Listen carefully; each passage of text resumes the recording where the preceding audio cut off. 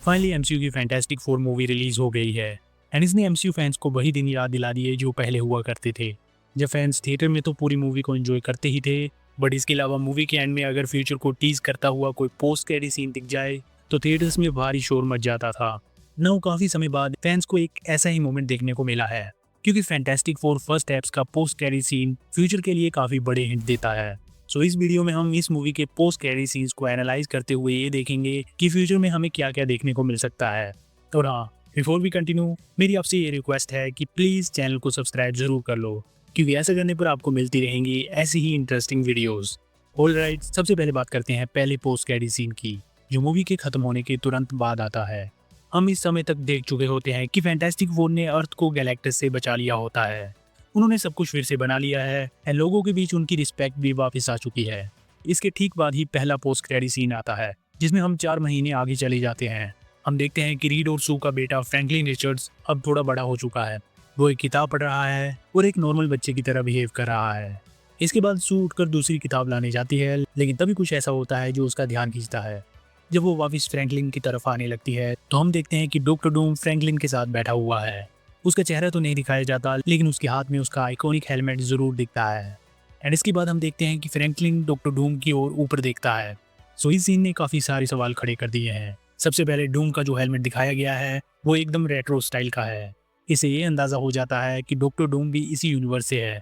इसके अलावा मूवी के बीच में भी एक यूनाइटेड नेशंस का सीन आता है, जहां हमें एक खाली सीट देखने को मिलती है जिस पर लातवेरिया लिखा था, जो कि डॉक्टर डूम की कंट्री है। इसका मतलब ये है कि लातवेरिया इस यूनिवर्स में मौजूद है एंड डॉक्टर डूम को शायद इन हीरोज से प्रॉब्लम है।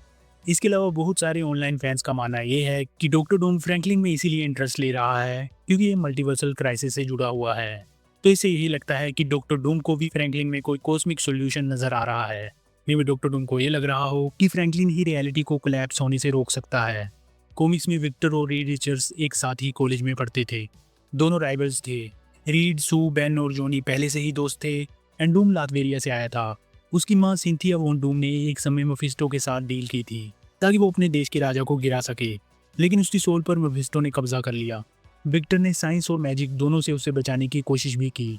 रीड ने उसे वॉर्न भी किया था कि ये डेंजरस है, बट हम जानते हैं कि डूम बीइंग डूम वो उसकी बात नहीं सुनता, जिसके बाद उसके एक्सपेरिमेंट से ही उसका चेहरा डिसफिगर हो गया था। एंड देन दिखाया गया था कि डॉक्टर डूम पूरी दुनिया में घूमता है, मैजिक के साथ साथ एडवांस टेक्नोलॉजी सीखता है एंड खुद को डॉक्टर डूम घोषित कर देता है। एक्चुअली डूम हमेशा प्योर इविल नहीं होता। कुछ कॉमिक्स में दिखाया गया है कि उसने लातवेरिया को तानाशाही से बचाया एंड खुद उसका रूलर बना।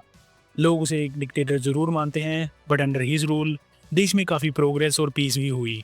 कॉमिक्स में एक काफ़ी पॉपुलर और इम्पोर्टेंट आर्क है जिसका नाम है वन वर्ल्ड अंडर डूम, जिसमें डूम पूरी दुनिया में पीस फैलाता है और बाद में सोर्सरर सुप्रीम भी बन जाता है। सो मुझे उम्मीद है कि एमसीयू में डूम की इस मिस्टिकल साइड को भी एक्सप्लोर किया जाए, क्योंकि just before secret Wars comics में डूम को पता चलता है कि कुछ बियॉन्डर्स नाम के कॉस्मिक बीइंग्स मल्टीवर्स को खत्म करना चाहते हैं। इसके बाद ही वो अल्टरनेट यूनिवर्सेस में जाकर सोल्यूशन खोजता है।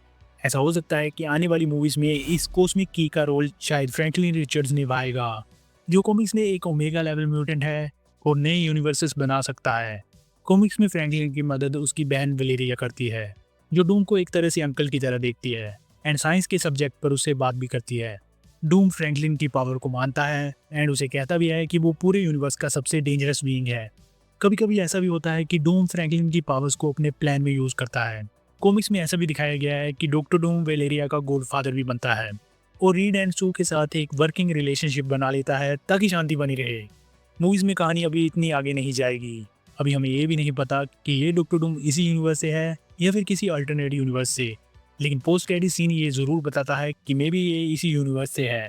थंडरबोल्ट्स मूवी के पोस्ट क्रेडिट सीन में हम ऑलरेडी देख चुके हैं कि फैंटास्टिक फोर की शिप अर्थ 616 पर आती है।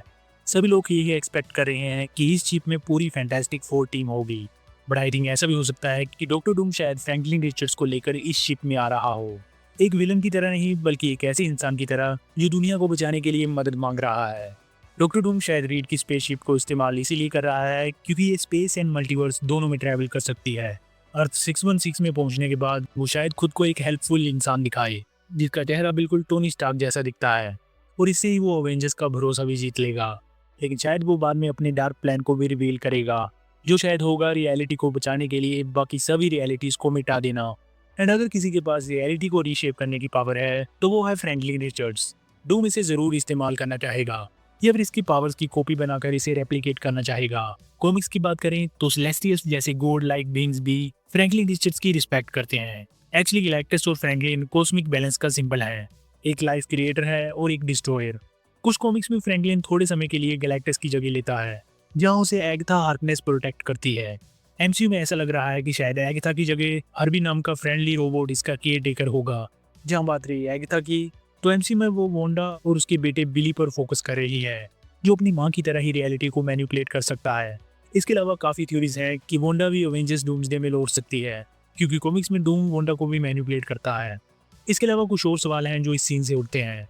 क्या हमें डॉक्टर डूम का चेहरा दिखाया जाएगा? क्या इसका चेहरा कॉमिक्स की तरह ही डिसफिगर्ड होगा? Who knows? अभी एवेंजर्स डूम्सडे मूवी की शूटिंग चल रही है। डूम्सडे और सीक्रेट वॉर्स के बाद ही मार्वल एक री-लॉन्च की तरफ बढ़ेगा। केविन फेगी ने रिसेंटली खुद बताया है कि मार्वल ने काफ़ी सारे ओवरलैपिंग प्रोजेक्ट्स करके ऑडियंस का ध्यान खो दिया है, इसलिए अब आगे मार्वल अपने मेन और नए कैरेक्टर्स पर फोकस करेगा।